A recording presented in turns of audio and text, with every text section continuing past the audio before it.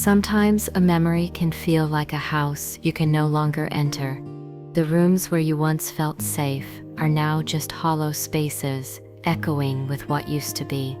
The foundation, which took years of shared laughter and quiet promises to build, can crack in a single, silent moment. It doesn't always take a violent storm. Sometimes, all it takes is a flicker of light in a dark room. Have you ever felt your world tilt on its axis because of something you were never meant to see? This is a story about how one direct message dismantled the reality I knew, and how I began the long, difficult journey back home to myself. If your heart feels a little heavy today, if the floor has ever fallen out from under you, let me know in the comments. Your story matters here, and I read every word. Before that moment, my world felt like a quiet Sunday morning. Every day. It was easy. It was the kind of soft, simple life we build with someone. When we feel utterly safe, we met in the most ordinary way, through a mutual friend, at a noisy bar. But when my eyes found his across the room, a sense of profound calm washed over me.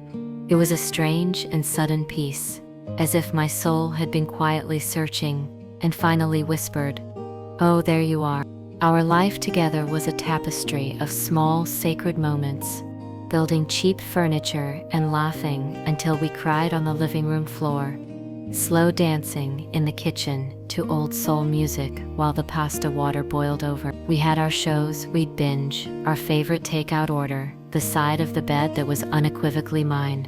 He was the one I called with good news. He was the one who knew the fears I never spoke aloud. Trust wasn't a word we ever said. It was the air we breathed, the ground beneath our feet. I never felt the need to check his phone, to question his word. Why would I? His love felt like a fortress, and I felt so safe inside its wall. We would talk about the future as if it were a place we could already see. A small garden with too many tomato plants, a clumsy, sweet dog growing old together. It was a shared dream we were building, brick by loving brick. I never once thought to check the foundation. You don't think about the air in your lungs until you can't breathe. Maybe that was the problem, the blind faith. I had built my entire emotional home on this feeling, never imagining a fault line could exist just beneath the surface. His phone would light up on the coffee table, and it was just background noise, as mundane as the hum of the refrigerator or the rain on the roof. The illusion was so complete, so flawlessly constructed, that when it shattered, the silence was deafening. And it all started with a single, brutal flash of light. It was a Tuesday. I remember the soft, gray rain against the window pane. We were on the couch, tangled up, watching something mindless and comfortable. His phone was on the table beside us, face up.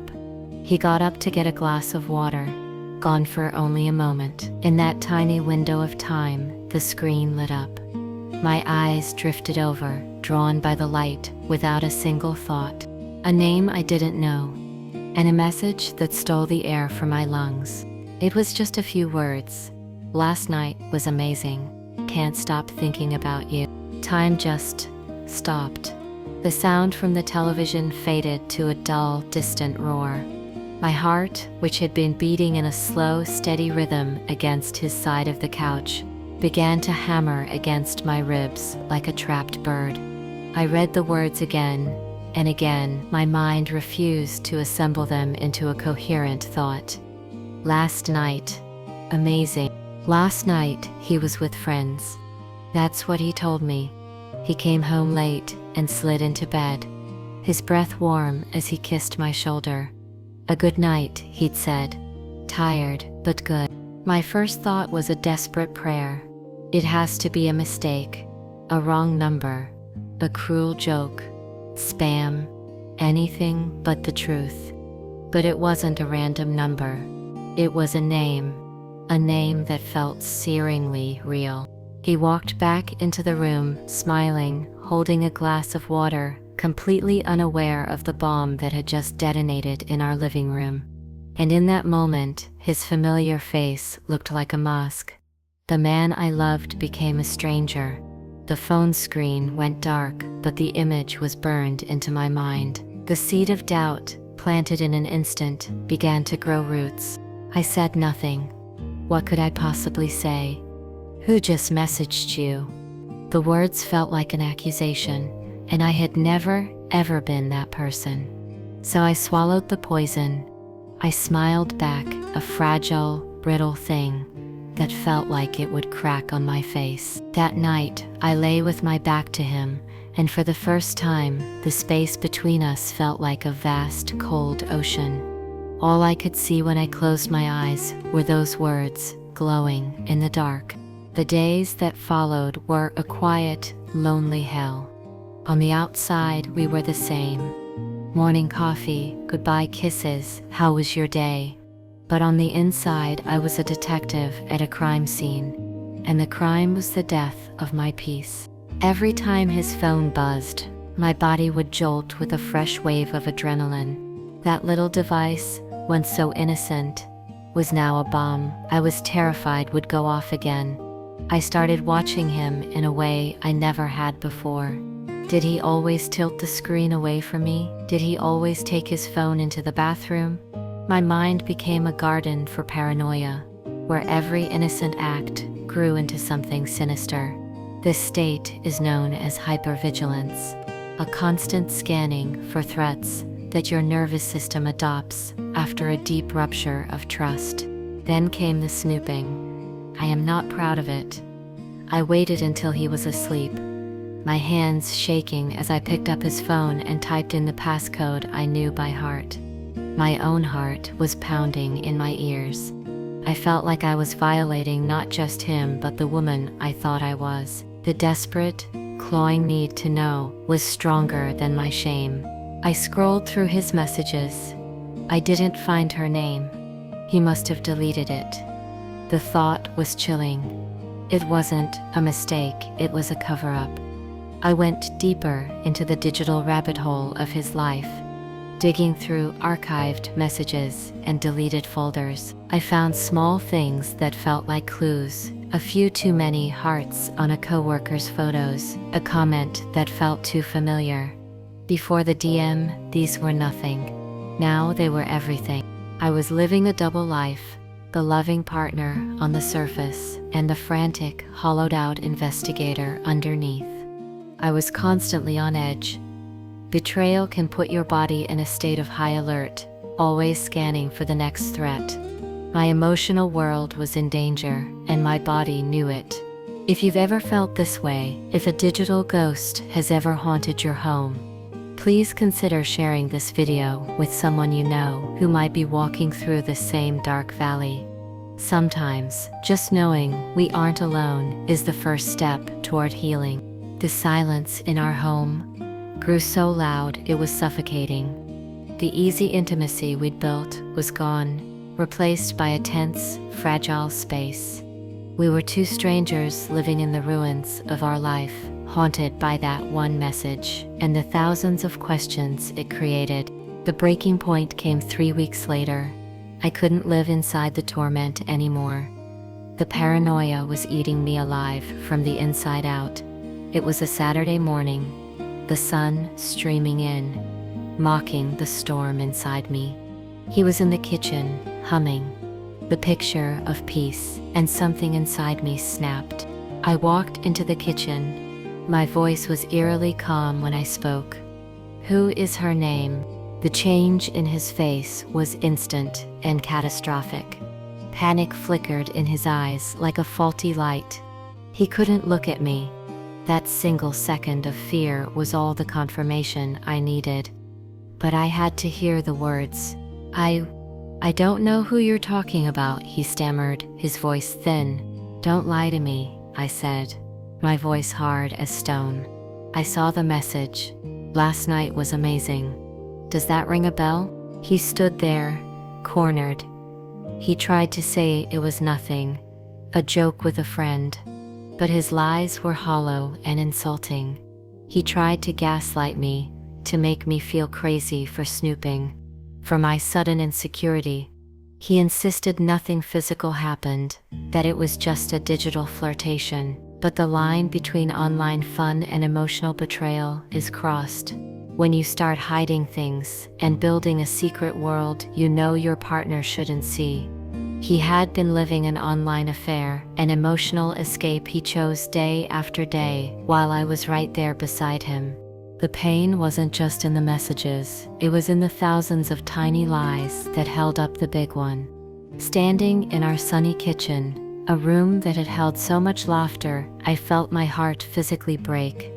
It was a heavy, crushing ache that spread through my chest. The man I loved, the home I treasured, was built on sand. The trust wasn't just broken, it was annihilated. Let this truth settle in your spirit. Your pain is not an overreaction. It is a sacred response to a profound wound. When the foundation of your world is shaken, it is natural to feel lost in the rubble. Let us take a moment, right here, to honor that pain. Breathe in and breathe out. Now, let us speak a word of healing over your heart. I declare over you, your worth is not defined by another's betrayal. It is not diminished by their choices or their secrets. You are not broken. You are becoming. Let this be your prayer. My heart, you are allowed to grieve what was and what will never be. My mind, you are allowed to rest from the frantic search for answers. My spirit, you are invited back to your sacred center. The betrayal was their story, but my healing is mine. I release the need to understand their why. I release the crushing weight of their secrets. I am not what was done to me. I am what I choose to become. My wounds are becoming my wisdom. My scars are signs of a battle I am surviving. I am held by a love that cannot be broken. I am returning to the sanctuary of myself. In the end, I left. It was the hardest decision of my life, like tearing myself in two. For a long time, the betrayal defined me. It colored my view of the world, and it shattered my ability to trust anyone, but most painfully, myself. How could I have been so blind? How could I have misjudged the one person I thought I knew completely? But slowly, with time and grace, my perspective began to shift. I realized his betrayal was a reflection of his own inner world, his own brokenness, not a measure of my worth. My only mistake was giving the precious gift of my trust to someone who was not worthy of holding it. Rebuilding my life has been a slow, quiet dawn. There are days I still feel the phantom ache of what was lost. The hypervigilance hasn't vanished, but now I recognize it as wisdom.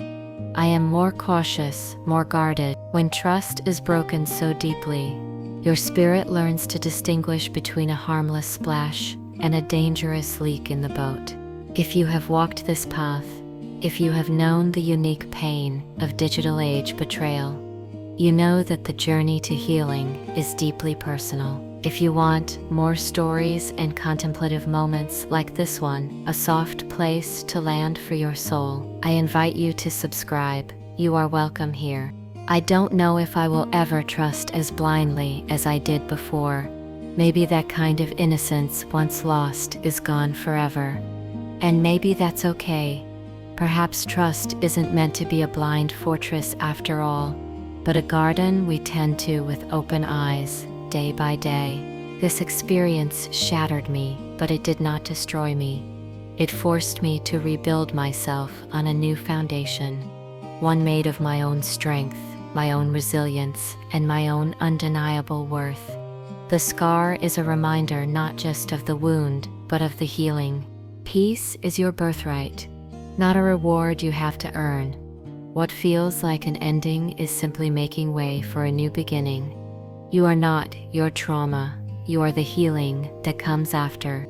If you are in the middle of this storm right now, I want you to honor your journey by writing in the comments, "I am taking my power back," because you are, and that is the first step. That is everything.